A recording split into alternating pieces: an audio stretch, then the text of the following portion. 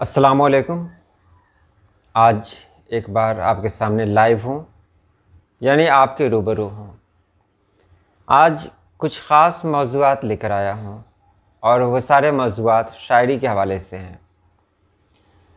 बहुत सारे लोग सवाल करते हैं, बहुत सारी चीज़ें भेजते हैं मेरे पास, बहुत सारे कलाम आते हैं और इस्लाह की गुजारिश की जाती है। उनमें बहुत सारे लोग ऐसे हैं जो उर्दू ज़बान का इस्तेमाल भी नहीं करते हैं, यानी वो रोमन में लिखते हैं या फिर देवनागरी में लिखते हैं और वो भेजते हैं। चलिए, हो सकता है उनका ताल्लुक़ उर्दू से नहीं हो ये अलग बात है। लेकिन एक सवाल ये है कि क्या हर इंसान, हर आदमी शायर बन सकता है? कमेंट में एक साहब ने बहुत अच्छी बात कही थी कि शायरी ये वदीयत इलाही है, यानी ये अल्लाह पाक से डायरेक्ट मिलती है।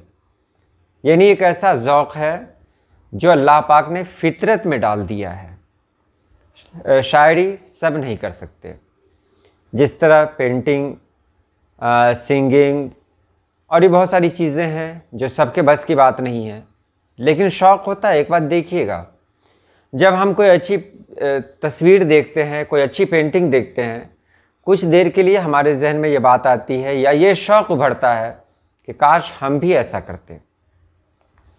लेकिन हम ऐसा नहीं कर सकते। क्यों नहीं कर सकते? क्योंकि वो चीज़ हमारे फ़ितरत में शामिल नहीं है। हमको शौक़ है, ये वक्ती तौर पर है। हो सकता है एक दो हम बनाएं और ख़राब हो जाए तो फिर ये शौक़ हमेशा के लिए ख़त्म हो जाए। और अक्सर ऐसा होता भी है कि हम कोई भी नई चीज़ देखते हैं तो चाहते हैं कि वहाँ हम कुछ ट्राई करें। शायरी का मामला भी बिल्कुल वही है। शायरी में एक बात मैं आपको बता दूं कि बहुत सारे लोग ऐसे हैं जो एक मिसरा लिखते हैं और उसे जाते हैं चेक करने के लिए, उससे बहर में ढालते हैं।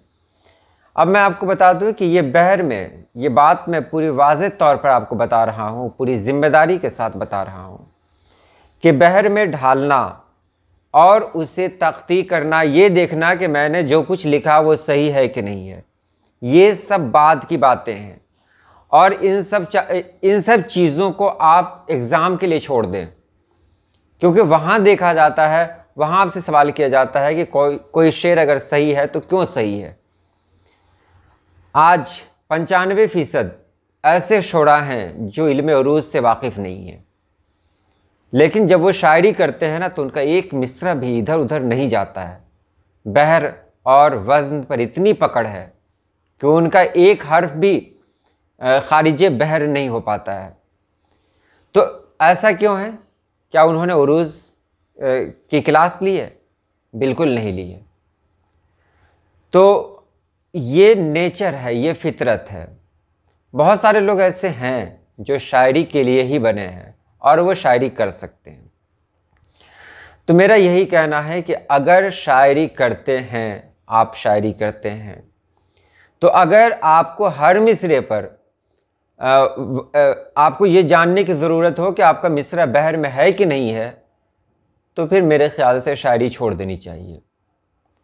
कोई इंसान अगर गुनगुना कर अपने शेर के सही होने का पता नहीं लगा सके, फिर शायरी उसके बस की बात नहीं है।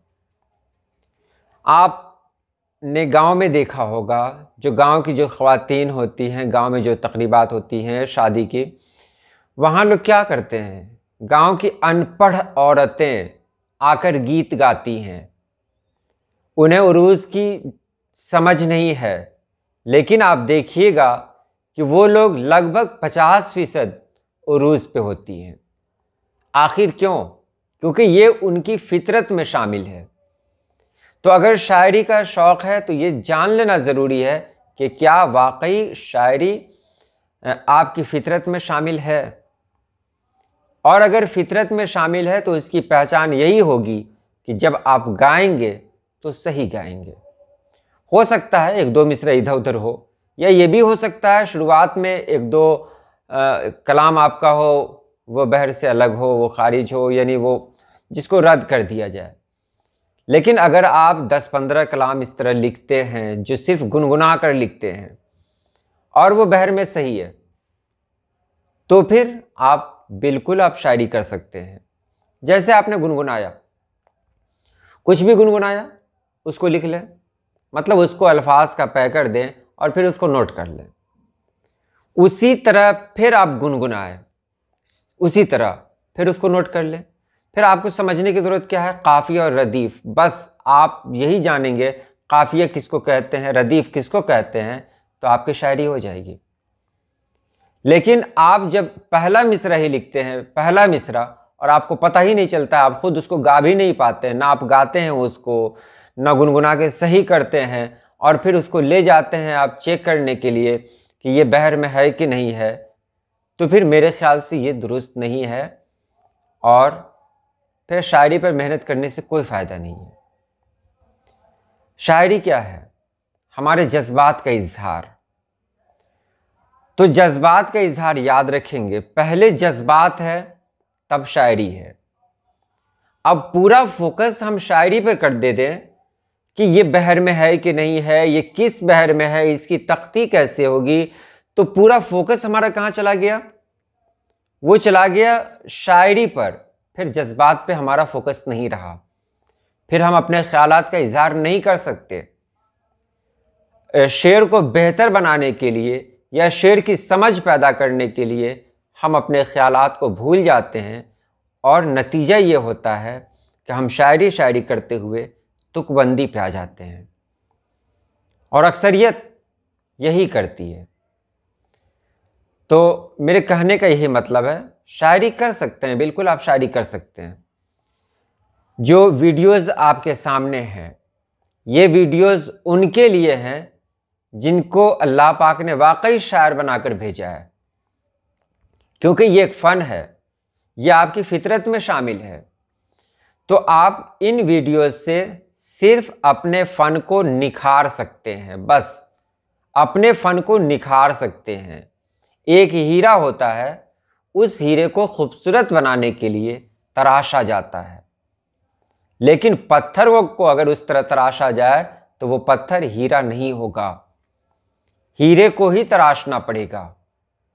तो यहाँ जो भी वीडियोस हैं, ये ऐसे नहीं है कि 10 दिन में शायर बने, 5 दिन में शायर बने, 10 दिन में इंजीनियर बने। आज इस तरह की बहुत सारी वीडियोस आ रही हैं। तो ये मैं वाज़ेह कर दूं एक बार और कि ये सारी वीडियोस उनके लिए है जो वाकई शायरी की समझ रखते हैं। आप कोई गाना सुन लिया, सोशल मीडिया यानी फेसबुक पर कुछ देख लिया, कोई अच्छी वीडियो लग गई, कोई शेर हमको अंदर तक चुभ गया, तो फिर हमने भी ये तय कर लिया अब हमको भी शायरी करनी है। तो ऐसे शायरी नहीं होगी। फेसबुक पर जो आप देखते हैं, जो यंग लोग हैं, वो लोग जो शायरी पेश करते हैं, वो क्या है? तुकबंदी है, जिसमें जज्बात का इजहार किया जाता है, बस जज्बात का, और कुछ नहीं है उसके अंदर। तो क्या ज़रूरी है आप नज़्म का सहारा लें? आप नसर में भी तो जा सकते हैं। तो अब मैं आपको यही कहूँगा, अगर वाकई आपके अंदर शायरी की समझ है तो गुनगुनाना शुरू करें, गाना शुरू करें। अगर आप गाकर बहर का अंदाज़ा लगा लेते हैं, आपको ये नहीं जानना है कौन सी बहर है, ये नहीं जानना है कौन सा रुकन है, आप गाएं और बिल्कुल उसी तरह फिर दूसरा मिसरा भी गाएं और फिर उसमें लफ्ज़ों को सेट करें, तो आपका एक शेर हो गया। और गाने का तर्ज वही रहे, फिर आप गाना शुरू कर दें, काफ़िया और रदीफ़ की पहचान रखें बस। तो इस तरह आप गुनगुनाते हुए आप शायरी करें, आप लिखते जाएं, उसके बाद देखें कि आपने जो कुछ लिखा वो कहाँ तक दुरुस्त है। अगर वो 50% दुरुस्त है तो आप शायरी के लायक हैं, अगर नहीं है यानी 50 से 49 भी हो गया तो फिर मेरे ख्याल से आपको अलग हो जाना चाहिए। बहुत सारी जगह हैं, बहुत सारे शोबे हैं जहां आप अपना कमाल दिखा सकते हैं। आप अच्छी किताबों का मुताला करें, अच्छे लोगों की सोबत में रहें, अपनी ज़बान का ख़ास ख्याल रखें, और मैं पहले यही कहता हूँ आप मुताला करें, ज़्यादा से ज़्यादा मुताला करें। और अगर आप शायरी करने लगे हैं तो मैं आपको एक और मशवरा दूंगा कि ऐसे अल्फाज से बचें जिनका इंतखाब आपने लुग़त देखकर किया है। आप वही लफ्ज़ इस्तेमाल करें जिस लफ्ज़ पे आपके पकड़ है, जिस लफ्ज़ को आप हमेशा इस्तेमाल करते हों, वही अल्फाज अपनी शायरी में इस्तेमाल करें कि ऐसा लगे कि वो शायरी बनावटी नहीं है बल्कि वो वाकई आपका अंदाज़ है।